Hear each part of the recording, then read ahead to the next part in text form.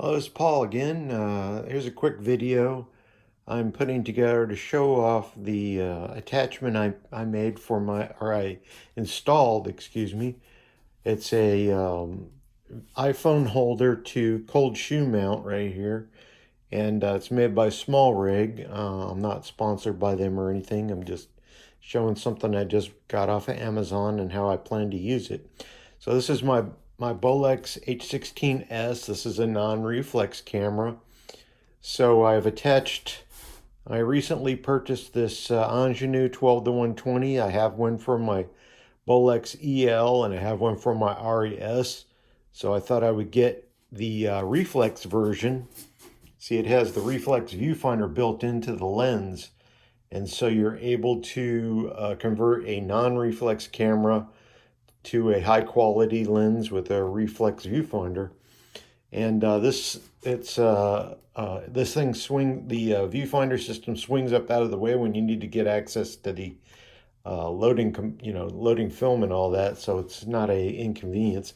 So what I did was I looked through the viewfinder and then I put a blue tape mark on the wall, and then I centered the image in my phone by moving the camera, or moving the mount around until it was centered.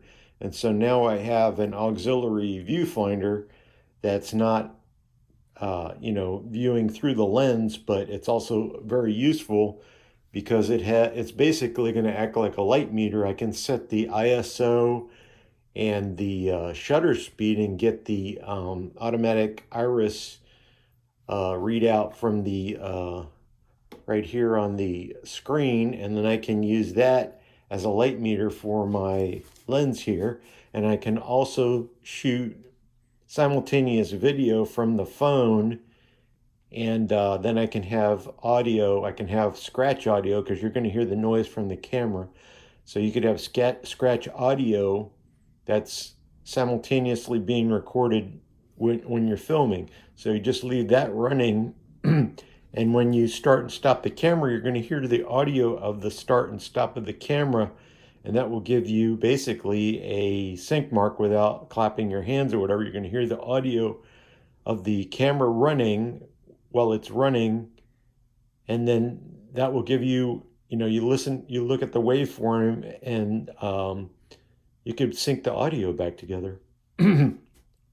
Anyway, I thought it was pretty cool. Again, this is the SmallRig, and I'm not sponsored or anything. I just purchased it off of Amazon. It was like 20 bucks, so it was a no-brainer. And it goes right into the cold shoe mount of the Bolex camera. Has a little wheel for tightening it down to there. And then it has two pivot points, one, two, and then you can also turn the camera if you wanted to do it vertically for some unknown reason. And so you can have, simultaneous video recordings of your entire session. And then you could use it in post to sync your non-sync camera by stretching the, audio timeline and lining it up with the film. It's been done by others. You can see Filmboy24 did it, and it works, reasonably well for a, the camera runs at different speeds. When it's fully wound, it runs maybe a little over 24 frames a second, and as the spring winds down, it slowly, loses a fraction of the frames per second and slows down slightly. So it's pretty much a challenge to keep syncs down. You got to keep your takes really short. But anyway, this would help you out, and you can also use it to point the camera, or you could have, a third person wanted to monitor what you're filming. You'd have a pretty close approximation of what the camera is shooting. There's a bunch of really good reasons for using it. And the other thing is I can put my Cerui on the front here, and I could get like really super widescreen. Because what I've done is I put one of my Super 16 gates in this camera the other day, and so I'm also having a new turret. I designed a new turret so that it moves the recenters the lens position. Right now I have the original one on there.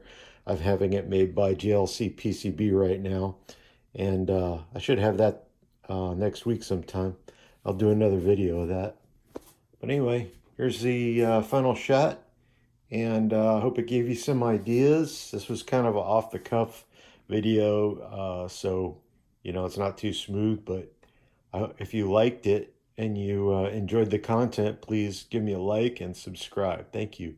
Bye-bye.